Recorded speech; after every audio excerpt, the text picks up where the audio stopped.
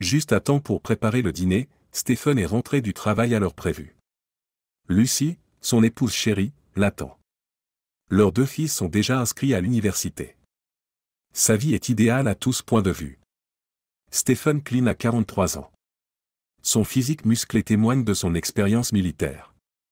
Il avait été déployé à plusieurs reprises dans des zones de combat pendant son service dans les marines. Et sa fidèle Lucy l'avait attendu à la maison pendant toutes ces années. Sa femme, âgée de 40 ans, était très belle. Elle était grande, mince et avait de longues jambes. Sans les années qui avaient passé, elle aurait pu faire carrière dans le mannequinat. C'était le genre de femme pour laquelle les hommes se battaient. Et s'il s'agissait de lui prouver son amour, Stephen se serait lui-même battu en duel. C'était un amour inimaginable, si ardent et si intense. Des tempêtes se produisaient inévitablement, même dans leur port pittoresque, mais elles passaient généralement sans problème majeur, et leur réconciliation était toujours scellée dans la chambre à coucher. Stephen savait comment allumer chaque étincelle en Lucy, qui était une amante extraordinaire. Même s'ils se disputaient toute la journée, ils se réconciliaient plusieurs fois avant la tombée de la nuit. Ces derniers temps, Lucy se mettait à perdre son sang-froid contre son mari sans raison. Stephen s'est rendu compte qu'elle souffrait du syndrome du nid vide. Il a donc fait de son mieux, en préparant lui-même le dîner et en essayant d'être gentil et attentionné. Cependant, rien de ce qu'il avait fait jusqu'à présent ne semblait être utile. Stephen est perplexe face à l'étrange silence qui règne lorsqu'il entre dans la maison. Curieusement, Lucy regardait habituellement son émission préférée lorsqu'elle arrivait à la maison avant lui. Mais aujourd'hui, c'est différent. Il passa en revue les 2 salles de bain, la cuisine et les chambres. Elle n'était nulle part. Lorsqu'il est entré dans son bureau, il a remarqué que l'ordinateur portable partagé était ouvert mais qu'il dormait. Stephen vit que Lucy avait négligé d'éteindre le navigateur lorsqu'il avait bougé la souris pour le réveiller par habitude. Sa femme a toujours affirmé que son éducation était plus que suffisante et qu'elle n'avait aucun intérêt à apprendre à utiliser correctement un ordinateur. Stephen s'est figé en regardant l'historique de navigation. Depuis sa dernière grossesse, Lucy n'avait probablement pas beaucoup réfléchi aux symptômes de la grossesse, elle avait donc cherché des informations à ce sujet. Elle avait fait des recherches sur la possibilité d'une grossesse saine chez une femme de son âge. Stephen a été choqué d'apprendre cela, étant donné qu'il avait subi une vasectomie 5 ans auparavant. Lucy avait insisté pour qu'il subisse l'intervention, car elle pensait que ce serait plus pratique pour eux deux. Elle pouvait ainsi éviter les effets secondaires désagréables de la pilule contraceptive. Stephen a été contraint d'enquêter plus avant en raison de l'historique de recherche particulier de sa femme. Il n'y avait rien d'inhabituel dans les courriels de Lucy. Très peu. Cependant, il y avait un nouveau contact qui avait été exceptionnellement actif ces dernières semaines. Mais il n'y avait plus beaucoup de courriels dans la boîte de réception. Lucy avait presque tout effacé.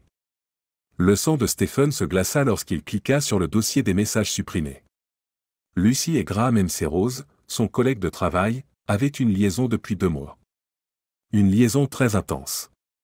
Les communications découvertes indiquent qu'ils se rencontraient régulièrement dans un motel. Ils l'appelaient même leur petit nid d'amour, selon Graham. Lucy s'était transformée en lapin dans ce soi-disant nid.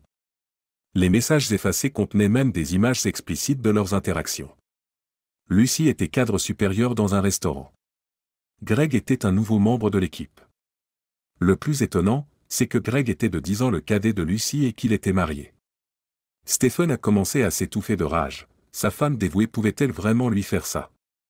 Et n'avait-elle pas songé au tort qu'elle causait à une autre femme? Stephen avait besoin de preuves, il a donc copié tous les messages. Il a ensuite modifié les préférences de Lucy en matière de courrier électronique afin de transférer tous ces messages vers sa propre boîte aux lettres.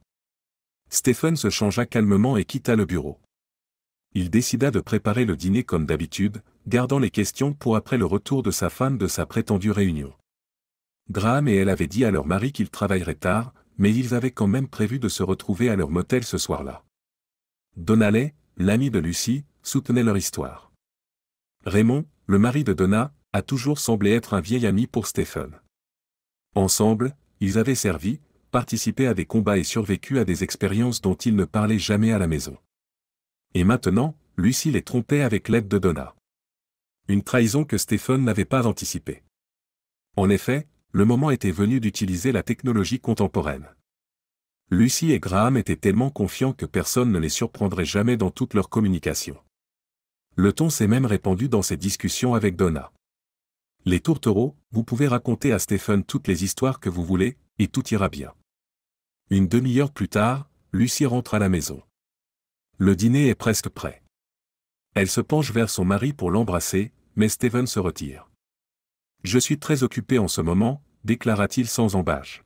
« Le dîner sera servi dans 10 minutes. » Lucy le regarda, surprise, mais il se retourna vers la cuisinière. Pour l'instant, il n'allait pas la confronter. Son passé trouble lui avait appris qu'il avait tendance à perdre le contrôle dans ce genre de situation. Et personne n'en profiterait. Lucy entra dans la cuisine 10 minutes après avoir pris une brève douche. Comme si de rien n'était, elle espérait une conversation décontractée. « Bonjour, ma chérie. Tu sais, je suis vraiment épuisée aujourd'hui. » Elle gémit, la journée a été très dure. « Bon appétit, » dit Stephen, mais pas de la manière dont Lucy s'y attendait. « Je pense que tu vas aimer le goût. »« Steve, qu'est-ce qu'il y a ?» Lucy espérait au moins une réaction. « Veux-tu du vin ?» Son mari ignore ces questions. « Oui, mais qu'est-ce qui ne va pas chez toi ? Ton comportement n'est pas du tout dans la norme. » Elle observe attentivement Étienne et voit qu'il retient quelque chose. Elle savait que quelque chose lui causait une grande détresse. De plus, elle savait qu'il ne s'agissait pas seulement d'un petit problème au travail. Après le dîner, j'ai besoin de réfléchir tranquillement, ajouta Stephen, sans même essayer de paraître poli. Si ce n'est pas trop demandé. D'accord, marmonna Lucy, désolée, choisissant de rester silencieuse. Comme elle n'avait aucune idée de ce qu'elle était censée défendre, ses retards, ses longues heures de travail, elle ne voulait pas le pousser à bout. Après le dîner, Stephen a commencé à faire la vaisselle. Quand Lucy a essayé de l'aider, il a crié « Va regarder ton émission préférée et ne me dérange pas ». Lucy a quitté la cuisine rapidement. Même s'il leur arrivait de se disputer, elle n'arrivait pas à croire que son gentil mari lui ait jamais parlé aussi durement. Après quelques minutes, Étienne s'assit en face d'elle et se servit un verre d'eau. Il buvait toujours sa bière préférée après le dîner, ce qui surprenait Lucy. « Eh bien, nous pouvons maintenant discuter de notre journée de travail. As-tu quelque chose à me dire, mon amour ?» Bien que sa question ait l'air décontractée, Lucy se sentait mal à l'aise avec l'accent mis sur « mon amour ». Agacée, elle réplique « Oh, comme toujours, je dois tout commencer. » Stephen a visé juste lorsqu'il a répondu « Eh bien, j'ai besoin de savoir pourquoi tu m'as repoussé ces 2 derniers mois. » Tu interprètes tout de travers. Ce n'est pas le cas. Lucy vacille légèrement. Oh. Stephen but une gorgée de son verre et poursuivit, alors dis-moi si je me trompe. Je suis allé chez le médecin. J'ai besoin de concevoir parce que j'ai des problèmes d'hormones. Lucy décida de raconter ce qui s'était passé, avouant au moins partiellement la situation. Tu te souviens que j'ai été opéré, mon amour ? C'est pour ça qu'on économise pour la FIV ?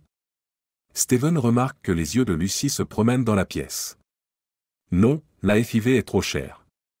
Lucy s'est efforcée de trouver une explication. Elle avait complètement oublié l'opération que Stephen avait subie quelques années auparavant, accaparée par ses propres aventures. D'accord, Lucy. Je vais être direct. Qui est-il ? Où en êtes-vous ? Stephen pose son verre vide sur la petite table à côté de sa chaise. Quoi ? Vous pensez que je suis ? Je voulais juste t'en parler. Lucy se sentait étourdie. La panique s'installe. En parler ? C'est étrange, mon amour. Tu n'aurais pas pu demander conseil à Graham ? Stephen n'avait pas envie de jouer. Graham ? Mais il est marié. Soudain, Lucy se sentit essoufflée. Tout à fait. Maintenant, donne-moi ton téléphone. Lucy tente instinctivement de cacher son appareil, mais l'expression de Stephen l'effraie. Il travaille désormais à la découverte de la vérité. Après avoir demandé à Lucy de déverrouiller son téléphone et avoir parcouru l'historique de ses appels, il appela Graham. Ce dernier répondit avec désinvolture, ignorant tout de la situation. Ils avaient convenu de ne pas s'appeler l'un l'autre lorsqu'ils étaient à la maison. « Pourquoi tu m'appelles alors qu'on était juste ensemble au motel ?» Lucy se tortille sur son siège tandis que Stephen met le téléphone sur haut-parleur. « Graham, c'est le mari de ta lapine, Stephen, mon pote. Appelle ta femme. » Stephen n'avait pas l'intention d'être tendre avec ce salaud. « Eh, Stephen. Comment oses-tu ? Graham tente de protester. Écoute bien, espèce d'abruti. Je serai chez toi dans 1 heure si tu n'appelles pas ta femme. J'amènerai aussi ton précieux lapin. Ce lapin aux longues oreilles t'a sans doute déjà tout dit sur moi. Steven était furieux, mais sa colère couvait sous la surface. Ne fais pas ça, Steve. Elle attend un enfant. Cela va détruire leur famille. Lucy tente désespérément de calmer son mari. Elle se rend compte qu'elle a été beaucoup trop imprudente et que, d'une manière ou d'une autre, il a tout compris. Tu vois, je m'en fiche, Bunny. Pourquoi ne ruinerais-je pas son mariage comme il a ruiné le mien? D'ailleurs, il en a déjà fait plus qu'assez pour vous détruire tous les deux. Le fait que Steven n'ait jamais élevé la voix effraie encore plus Lucy. Espèce d'ordure, tu ne m'as pas entendu? Dois-je commencer à me préparer à visiter votre maison? Steve, cela ne se reproduira plus. Graham est terrifié. Il a trop à perdre. Une liaison ferait de la procédure de divorce une simple formalité, et son contrat de mariage était strict. Il repartirait les mains vides. Je m'assurerai de voir votre femme en personne dans l'heure qui suit si je n'entends pas sa voix dans la minute qui suit. Tu me comprends, connard, dit Steven en regardant le visage baigné de larmes de sa femme. J'écoute, oui. Qui est-ce? Une douce voix de jeune femme rappelle à Steven la raison initiale de son appel. Il s'identifie comme étant Stephen Klein. Oh, Monsieur Klein, répond la femme. Graham mentionne souvent à quel point votre femme l'aide, c'est une administratrice fantastique. Totalement inconsciente de la situation, la femme poursuit, je m'appelle Barbara McRose. Madame McRose, oh. Ma femme aide votre mari dans bien plus que des tâches administratives. Donc, soit il vous ment, soit il se trompe. La voix de Stephen est tranchante et inflexible. Monsieur Klein, de quoi parlez-vous? La voix de Barbara tremble. Disons que leur soi-disant nid d'amour est un motel, où ils se rencontrent fréquemment. De plus, ma femme semble apprécier que votre mari l'appelle Bunny. Je suis désolé, j'ai failli oublier. Je sais que vous attendez quelque chose, mais je ne voulais pas prolonger cette conversation. Observant les yeux effrayés de Lucy, Stephen remarqua, de cette façon, il sera plus facile pour vous de tout comprendre. Elle semblait sur le point de s'évanouir. Oh non! Vous m'aviez assuré que vous en aviez fini avec ces bêtises. Espèce de salaud, tu vas le regretter. Barbara hurlait à présent sur Graham, stupéfait. J'ai failli oublier que ma femme attend aussi l'enfant de votre étalon, Madame McRose. J'ai pensé que vous deviez être au courant. C'est alors que Lucy s'effondre sur le sol. Je m'excuse, Barbara. Il semble que Bunny se soit évanoui. Vous pourrez choisir ce que vous voulez faire quand je vous aurai transmis leur communication demain. Après avoir jeté le téléphone éteint de Lucy sur la chaise, Stephen se rendit à la cuisine et versa de l'eau froide dans un verre. Lucy resta au sol, ramenée à la réalité par un jet d'eau froide sur son visage. Elle tremblait et essayait de se défendre, mais elle était incapable de parler. De retour à la cuisine, Stephen remplit un deuxième verre et le tendit à sa femme effrayée. Je pensais que nous allions bien ensemble, tu sais, ma chérie. Mais il semble que tu aies choisi de me donner des cornes tout en te faisant pousser des oreilles de lapin. C'était une erreur. Je ne supporte pas bien la trahison, dit Stephen, presque calme. Oui, il avait aimé Lucy, mais il était dévasté par ce qui s'était passé. Je dormirai dans la chambre d'amis ce soir. Je commencerai à chercher une nouvelle résidence demain matin. J'ai failli oublier que je n'ai toujours pas salué votre amie Donna. Réglons cela maintenant. Lucy tombe à genoux aux pieds d'Étienne lorsqu'elle le voit attraper son téléphone. S'il vous plaît, s'il vous plaît. S'il te plaît. Au lieu de cela, vous pourriez tout aussi bien me tuer. Je suis la seule à blâmer. Ne ruinez pas leur mariage, s'il vous plaît. Je vous en conjure. Vous me demandez une faveur? D'accord. Je doute que je lui parle, ou même à Raymond. C'est moi qui vais sauver leur mariage. Allez-y et faites-lui savoir comment ça s'est passé pour vous. Sur ce, Stephen quitta la pièce. Elle a tout gâché, s'écrie Lucy. Graham et elle avaient tenté de dissimuler leur brève liaison, qui avait commencé par un simple besoin de parler avec une personne partageant les mêmes idées. Lucy avait cherché quelque chose qu'elle pensait manquer à Stephen, et ils avaient presque dépassé leur chambre de motel. Mais elle ne l'avait pas trouvé. Stephen était toujours meilleur que Graham. Maintenant que le scandale était connu de tous, il avait des répercussions désastreuses. Lucy avait entendu dire que Graham avait trompé sa femme à plusieurs reprises. Mais pourquoi ne l'avait-elle pas repoussé? Il était loin d'être meilleur que Stephen. Il ne gagnait pas beaucoup d'argent, était un lâche et n'était pas très remarquable au lit. Ce n'était rien de plus que du sexe. Il est vrai que l'excitation du secret l'avait amené à croire que c'était d'une certaine manière supérieur au sexe à la maison. De plus, la sécurité n'était pas une préoccupation pour Graham. Avec son conjoint, Lucy s'était habituée à ne pas avoir besoin de protection. Et soudain, tout s'est effondré. La famille de Graham avait disparu. Et parce que Lucy connaissait trop bien Stephen, elle ne voyait plus comment garder son mariage intact. Elle avait besoin d'aide. Elle devait trouver quelqu'un pour l'aider. « Bonjour, Donna. J'ai des problèmes, » dit Lucy en appelant le numéro de son amie. « Tu devrais te réjouir, n'est-ce pas, chérie? Enfin, tu as pu t'amuser avec ton Graham, » dit sa compagne en riant. Steve a appris. Il sait aussi que j'attends l'enfant de Graham.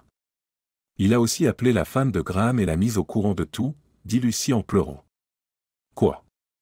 Il a fait une embauche? Comment l'a-t-il découvert?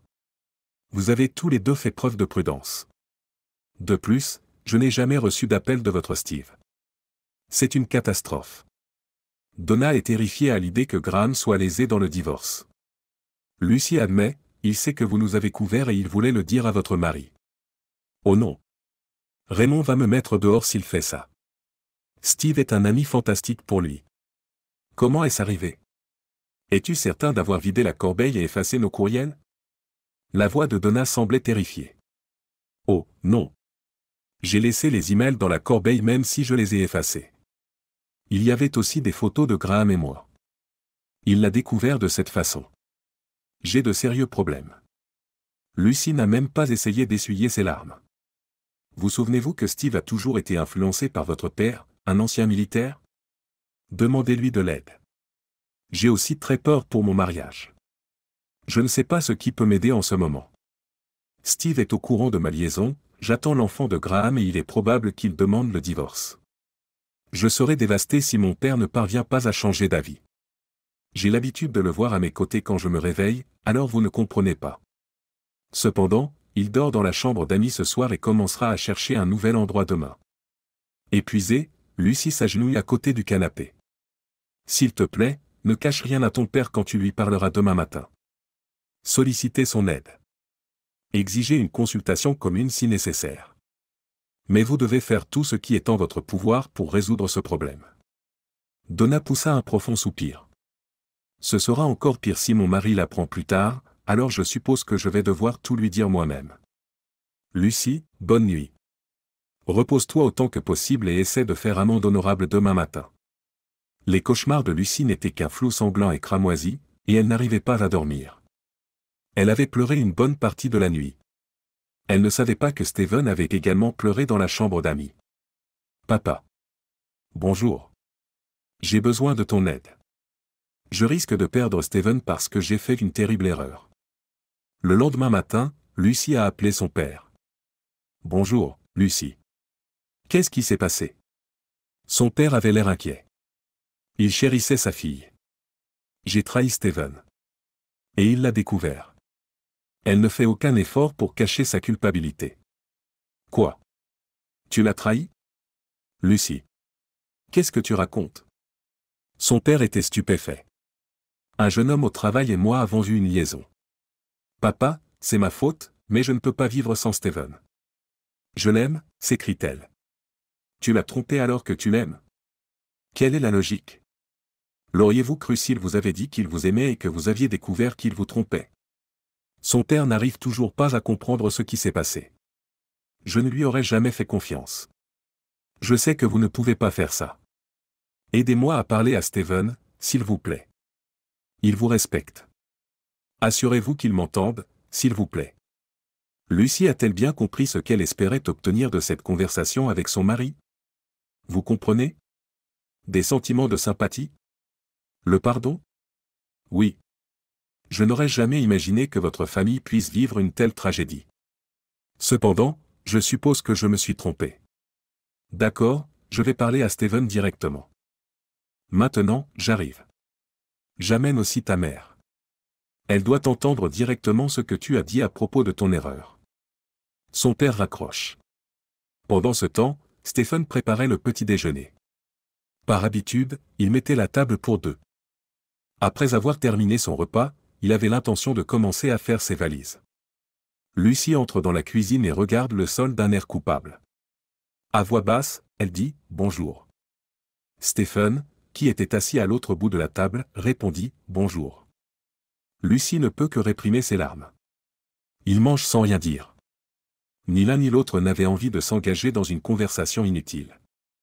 Et les sujets sérieux étaient trop risqués. On sonna à la porte. Lucie s'empresse d'aller ouvrir. Lorsqu'elle aperçoit ses parents qui l'attendent, son visage rougit. « Qu'est-ce qui se passe, ma chérie ? Il y a un problème avec Stephen ? Ton père ne veut rien me dire. » demanda sa mère nerveusement. « Lucie, accompagne ta mère à l'étage. » Sans lui laisser le temps d'objecter, son père ajouta fermement, « Tu lui diras tout là-bas, et je parlerai à Stephen. » Le beau-père de Stephen entre dans la cuisine alors qu'il termine son travail. « Bonjour, Stephen. Comment vas-tu ? » John, le père de Lucie, le salue en premier. « John, bonjour. Je suis en train de ranger la cuisine, comme tu peux le voir, » répond Stephen. « Je suis sûr que vous êtes déjà au courant de tout le reste. » Il a toujours tenu son beau-père en haute estime. John avait lui aussi servi dans les marines, et ils comprenaient tous deux les souffrances qu'ils avaient vécues dans ces zones de guerre lointaines. Oui, Lucie m'a donné des informations. J'espérais qu'il s'agissait d'une erreur ponctuelle, mais d'après ses mots, elle a utilisé le terme « liaison ». John acquiesce et ajoute, « Une liaison ne se produit pas qu'une seule fois. » Oui, mais je pense qu'il serait préférable que Lucie vous dise tout elle-même. Je n'étais pas au courant jusqu'à hier, répond froidement Stephen. Et vous n'aviez aucun soupçon ? J'en scrute le visage de son gendre. Il y a 2 mois, elle a commencé à me reprocher tout ce qu'elle faisait. Je pensais que ce n'était qu'une phase qui allait passer. Mais en plus de l'adultère, elle est tombée enceinte d'une manière ou d'une autre, ce que j'ai appris hier. Elle ne vous en a pas informé ? Elle n'a pas eu le temps, je suppose. Je ne suis pas le père de son bébé. J'ai subi une vasectomie. C'est son jeune amant qui l'est, réfléchit Stephen, le visage assombri. Elle attend un enfant ? Est-ce exact ? L'avez-vous interrogé sur les raisons qui l'ont poussé à faire tout cela ? Jacques se met en colère contre la trahison de sa fille. Est-ce que j'ai l'air d'un homme qui veut entendre une excuse tout droit sortie du livre de jeu de l'épouse infidèle, Jacques ? Est-ce que j'ai vraiment envie de m'asseoir ici et de l'écouter prétendre qu'elle m'aime, mais qu'elle avait besoin de cela pour une raison ridicule ? Voudriez-vous entendre cela, Jacques ? Dis-moi. Voudriez-vous apprendre que vous ne représentez rien pour votre femme ? Elle me dira qu'elle m'aime, bien sûr, mais il semble qu'elle avait aussi besoin de s'amuser. Honnêtement, je n'ai aucune idée de ce dont elle avait besoin. Elle refuse également de vous donner une réponse sincère. La réponse importe-t-elle vraiment ? Jacques, elle m'a trahi. C'est la seule chose qui compte. Je n'ai jamais imaginé que mes enfants auraient à apprendre le divorce de leurs parents. Pas parce que je mourrais, mais à cause de cela, je n'ai jamais imaginé perdre ma femme. Comment vais-je faire ? Stephen inspire profondément et ferme les yeux. Vous savez, Lucie m'a caché certaines informations. Cependant, je crois que vous avez raison. Jacques n'eut pas le temps de terminer sa phrase que la sonnette retentit. Stephen se dirigea vers la porte. Sa belle-mère et sa femme apparaissent simultanément dans l'escalier, toutes deux en détresse. Stephen ouvrit la porte et trouva devant lui un homme mince, indéfinissable et manifestement anxieux. « Qui cherchez-vous » Incapable d'identifier le visiteur, Stephen demande. Un cri de terreur retentit derrière lui. Stephen se retourne et voit sa femme fixer l'homme, figé par la peur. Il se retourna juste à temps pour voir l'homme brandir une arme avant qu'il ne puisse réagir. « Tu as ruiné ma famille. Maintenant, meurs. » Comme un coup de tonnerre, le coup de feu retentit dans toute la maison. La balle toucha la poitrine de Stephen, le faisant trébucher. Le deuxième coup de feu n'a pas été entendu, car il était déjà en train de tomber au sol. Graham tente de s'enfuir après avoir réalisé qu'il s'était vengé de l'épouse de sa bien-aimée, ce qui lui donne un sentiment de satisfaction malsaine. Cependant, une voiture de patrouille s'est brusquement arrêtée devant lui, l'empêchant de s'enfuir. Les officiers étaient en droit d'insister pour que Graham abandonne le pistolet et se rende, puisqu'il le tenait toujours. C'est la première fois de sa vie que Graham tire sur quelqu'un et il regarde son revolver. Au lieu de jeter l'arme, il la brandit devant lui. Sentant le danger, les policiers ont répondu par des tirs calmes et précis. Les événements inattendus de la vie peuvent parfois offrir une seconde chance. Cependant, Lucy a été la seule à bénéficier de cette seconde chance cette fois-ci. Stephen a perdu du sang et est décédé dans l'ambulance. Il n'a jamais eu l'occasion de se préparer à quitter la maison ou à demander le divorce. Il est mort comme s'il avait défendu sa famille, du moins c'est ce qu'ont dit les amis de Stephen Klein lorsqu'ils ont rendu hommage à leur collègue tombé au champ d'honneur lors de son enterrement. Peu de gens connaissent la vérité. Malgré leur aide, les parents de Lucy l'ont toujours rendu responsable de la mort de leur gendre.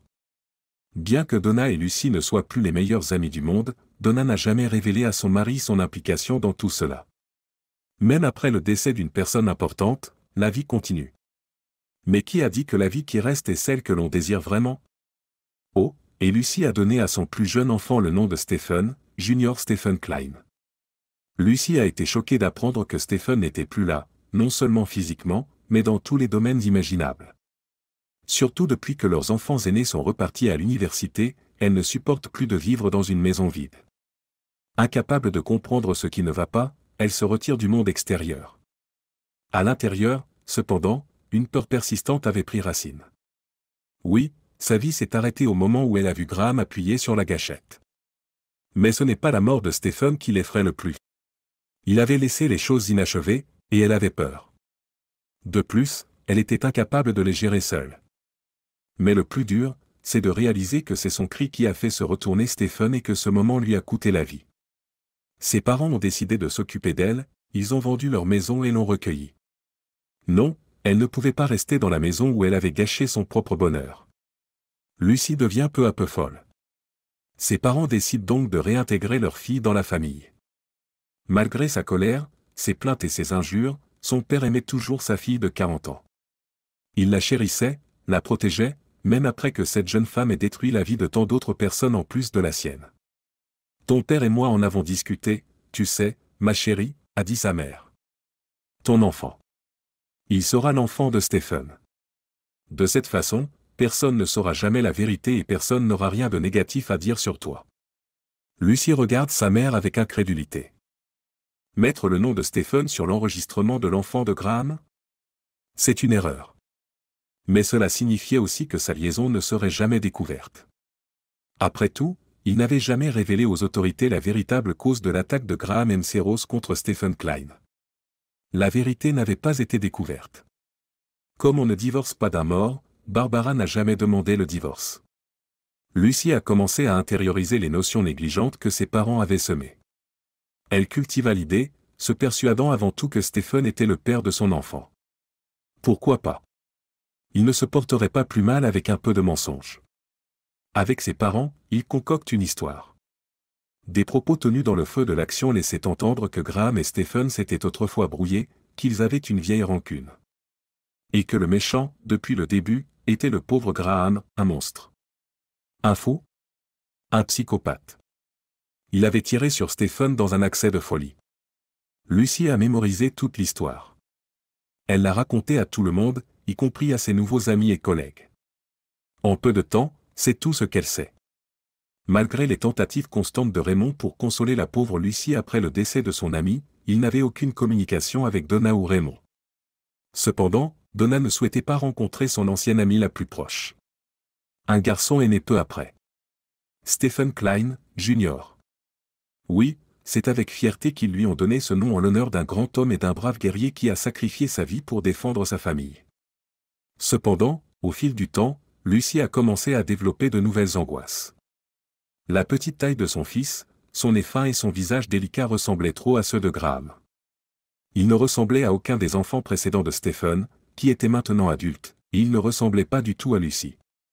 Seul un aveugle aurait pu le confondre avec le fils de Stephen.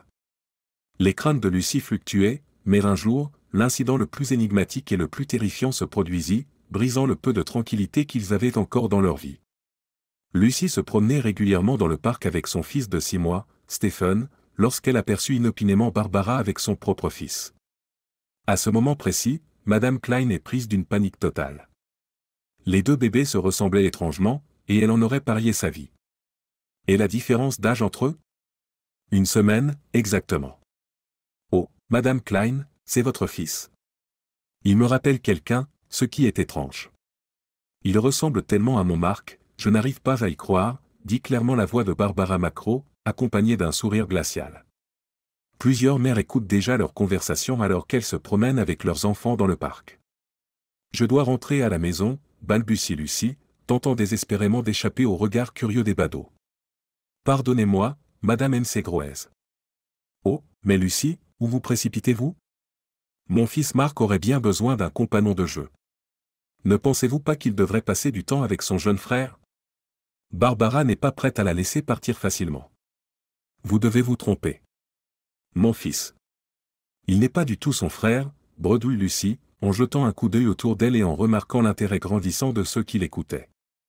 Peut-être devriez-vous essayer de me convaincre de cela. Et ça ne vous dérange pas que je vous appelle Lucie?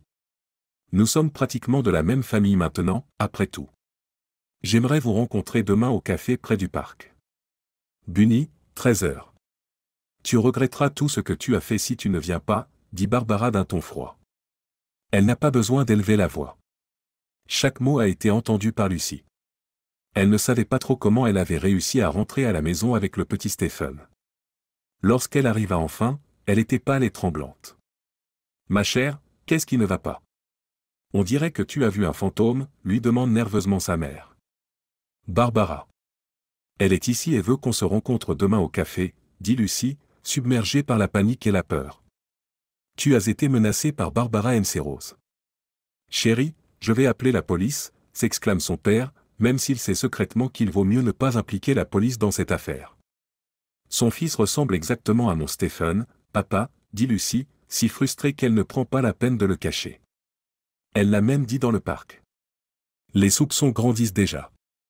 Les soupçons ne sont pas la même chose que les faits, ma chère, tenta sa mère pour apaiser tout le monde. Je dois la retrouver demain au café. Mais je suis inquiète, non pas qu'elle me fasse quelque chose, mais elle est furieuse. Lucie ferme les yeux. Si tu veux, je peux y aller à ta place, ma chérie, proposa son père, cherchant une solution. Non, j'irai moi-même. Je dois savoir ce qu'elle veut. Pour la première fois, Lucie prenait une décision audacieuse. Je vais y aller. Garde un œil sur Stephen. Je ne veux pas emmener Junior avec moi. Je vais aller parler à cette folle moi-même, chérie. Toi et Stephen, vous restez à la maison. Nous recevons la famille de Stephen dimanche, et ta mère a préparé leur arrivée. Son père a pris la décision pour elle, car il a toujours pensé qu'il était de son devoir de protéger Lucie. Lorsque John entre dans le café, il est exactement à l'heure convenue. Barbara, remarquant l'homme inhabituel, l'observa avec étonnement. Vous devez être Barbara Ensegroez, lui dit-il sans la saluer. Je suis le père de Lucie et j'exige que vous cessiez de faire chanter ma fille. Oh, vous me demandez de faire quelque chose. C'est étrange. Elle a tellement peur qu'elle a choisi de vous envoyer à sa place. Je n'ai jamais voulu cette guerre, pour l'amour du ciel. Ces menaces sont accueillies par le rictus de Barbara.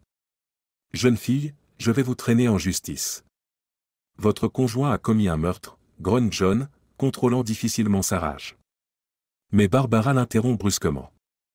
Mon Graham a fait quelque chose que je regretterai toujours. Mais je suis ici pour dire à votre fille d'arrêter de parler et de se comporter comme une sainte. Et croyez-moi, elle gagne à se taire. Toute leur communication et photos étaient stockées sur l'ordinateur de mon ex-mari. Poursuivez-moi au tribunal, s'il vous plaît. Je vous mets au défi. Parce que je m'assurerai que votre fille se noie dans toute la saleté dans laquelle elle nous a tous entraînés si vous faites cela. Les visiteurs du café ne peuvent s'empêcher d'être attentifs lorsque Barbara hausse brusquement le ton. J'ai essayé de l'arrêter, mais tu n'as pas voulu reculer, alors je vais faire ce qu'il faut. Je vais vous donner les mêmes sentiments que ceux que j'ai depuis longtemps. Regardez bien ces photos, monsieur le juste. Vous ne trouverez même pas de telles photos sur les sites pour adultes, elles sont donc exclusives. Je suppose que c'est votre fille. John sort les photos de l'enveloppe et les regarde, horrifié. Elles n'avaient pas été prises lors d'une seule rencontre, comme en témoignait la nudité flagrante de sa fille Lucie dans les bras du même Graham qui avait tué Stephen, ainsi que les horodatages numériques sur les photos. Cela faisait longtemps que cela avait commencé. Mes excuses, mademoiselle. J'ai fait mes allégations prématurément, tenta de s'excuser John auprès de la jeune femme. Mais elle ne l'écoutait pas. Elle ne devait pas encore lire leur message. Je dois passer quelques coups de fil et ensuite nous continuerons notre conversation, dit Barbara en composant rapidement un numéro sur son téléphone. Je m'excuse encore une fois. Je m'excuse encore une fois. J'aimerais vous rencontrer, vous et votre femme, au café. Je sais que j'ai quelque chose qui pourrait vous intéresser. J'ai quelque chose qui pourrait vous intéresser. En effet. Je vous attends. 10 minutes? Oui, ça me va. Elle commence alors à chercher un autre contact sur son téléphone. Bonjour. Oui, on s'est parlé tout à l'heure. Je n'essaie pas de justifier quoi que ce soit, mais oui, Mike. Je vous enverrai des dossiers. En effet. Mais s'il vous plaît, ne les montrez pas à votre mère. En fait, non, tu devrais. Je dois le faire. Tu peux m'appeler ce soir. Je t'expliquerai tout. En effet. Je les envoie tout de suite. Barbara envoya quelque chose depuis son téléphone sans même jeter un coup d'œil à John, qui lisait toujours les conversations entre les amants, le visage tordu d'horreur. Mes excuses. Je dois m'occuper de mes affaires. D'ailleurs, tu m'as donné le droit de commencer à faire tanguer ce bateau dans lequel tu es enfermé, a-t-elle répondu avec amertume, son regard pénétrant fixé sur lui. Nous vous paierons. Mais ne le faites pas. J'amènerai Lucie moi-même. John cherche désespérément à rétablir la situation. Oh, je n'ai plus besoin d'elle. Oh, voici maintenant nos premiers invités. John remarqua que Raymond et Donna entraient alors qu'ils se tournaient vers la porte. Barbara les reconnut d'un signe de tête décontracté. Bonjour, John. Je n'étais pas au courant que vous aviez une réunion, dit Raymond en guise de salut courtois sur un ton réservé. La réponse de Donna fut différente. Son regard se posa sur les photos que John tenait, des photos qu'il n'avait pas réussi à dissimuler à temps. Asseyez-vous, s'il vous plaît. Barbara regarde Donna et lui dit, si cet homme ne m'avait pas menacé d'un procès, je ne t'aurais pas demandé de venir. Elle cherche le remords sur le visage de Donna, mais tout ce qu'elle voit, c'est de la confusion. Mon défunt mari a tué Raymond, votre meilleur ami, comme vous vous en souvenez. Je dirai seulement que je compatis sincèrement à votre perte parce que je ne peux pas prétendre comprendre votre souffrance. Pourquoi personne n'a jamais demandé ce qui s'était réellement passé ce jour-là? Peut-être que votre belle épouse peut nous le dire. Donna? Quel est le lien entre ceci et ma femme? Avant de remarquer la peur dans les yeux de Donna et la crispation de son corps, Raymond demande avec étonnement, tu sais quelque chose, Donna? Il s'est sincèrement excusé. Le visage de Donna est devenu pâle et elle a balbutié, oh, Donna. As-tu des regrets? Si vous saviez que votre bonne amie Lucie avait une liaison avec mon défunt mari, le regrettez-vous? Vous sentez-vous mal de savoir que Stephen n'est pas le père de l'enfant de Lucie? La rage de Barbara était impitoyable, et sa voix était aussi tranchante qu'une lame. Alors qu'il restait assis en silence, John réalisa que tout ce qui avait compté pour eux avait été perdu dans sa tentative désespérée de protéger sa fille. Donna, qu'est-ce que cela signifie? Raymond pâlit brusquement. Oh, comme votre femme est oublieuse. Cependant, comme je l'ai déjà dit à ce monsieur, la correspondance complète entre les amants et les messages de ceux qui étaient au courant de leur liaison sont stockés sur l'ordinateur de mon défunt mari. De plus, Raymond, vous et monsieur John devriez peut-être vous demander comment mon mari a découvert l'adresse où résidait sa Lucie bien-aimée. N'est-ce pas drôle? Ils ne se sont jamais rencontrés chez elle? Barbara avait perdu sa réserve. Ses victimes tristes et malhonnêtes la répugnaient. Cette adresse a été donnée à mon défunt mari par la seule personne qu'il connaissait. Par vous, Donna. Il l'a reçue de vous ce matin-là. À ce moment-là, Donna bondit de son siège et se précipite vers la porte. Comme c'est pratique, répond Barbara d'un ton plus détendu. Elle regarde ensuite John. Que pensez-vous de cette version des faits, monsieur John? Vous êtes venu ici pour assurer la sécurité de votre enfant, mais je suis prête à aller beaucoup plus loin. Beaucoup de mes amis seraient heureux de m'aider. Et vous, Raymond? C'est bien que vous soyez dévoué à votre ami, mais comment pouvez-vous soutenir une femme dont l'enfant est le résultat d'une liaison? Et croyez-vous sincèrement que la mémoire de Stephen est honorée par cette famille que vous tenez en si haute estime? Stephen Klein Jr., le fils de Graham M. Crowe, a reçu ce nom. Monsieur John, dites-moi. Qui a eu cette idée géniale? Sa femme avait été au courant de la trahison de Lucie et avait même aidé les amants, mais Raymond était incapable de comprendre ce qui était arrivé au monde qui l'entourait. C'est Donna, cette même Donna, qui a fourni au meurtrier l'adresse de Lucie. Cependant, John avait du mal à comprendre que l'enfant de Lucie n'était pas celui de Stephen. Jetez un coup d'œil à ma marque. Barbara étale plusieurs photos sur la table. Il ne vous semble pas familier? Raymond et John n'en croient pas leurs yeux. Les deux enfants étaient identiques. L'identité de leur père n'avait pas besoin d'être devinée. Monsieur John, vous savez. Le résultat aurait pu être différent. Mais vous avez pris une décision. Après tout, c'est Lucie, la superviseuse de Graham, qui est à l'origine de cette histoire d'amour. Elle n'avait qu'à se taire et à savourer le fait que ni Stephen ni moi n'avions entamé la procédure de divorce, c'est elle qui a décidé qu'elle pouvait s'amuser un peu avec son jeune amant. Cependant, vous avez pris la décision de me menacer d'une action en justice? Monsieur John, j'attends les enquêteurs. Oh, et avant de partir, encore une chose. Mike, le frère de Stephen. Je lui ai envoyé par email les photos et les messages que le couple a échangés. Par conséquent, je doute que vous receviez des invités spéciaux demain. Les enfants de Stephen n'ont pas encore reçu les photos. Pour l'instant, je pense que les enfants n'ont pas besoin de savoir que leur mère est adultère. Oh, et j'ai parlé de la vasectomie de Stephen avec Mike.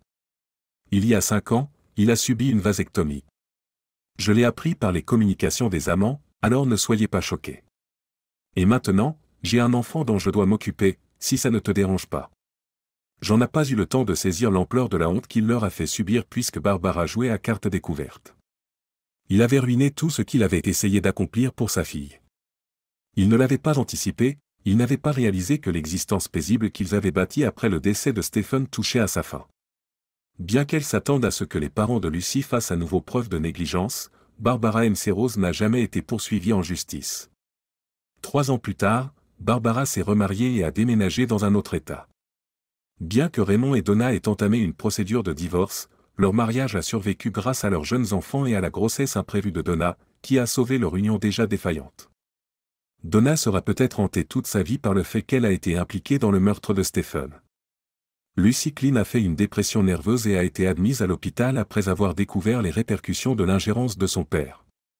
Sa vie devient un véritable enfer, mais elle conserve la garde de son fils.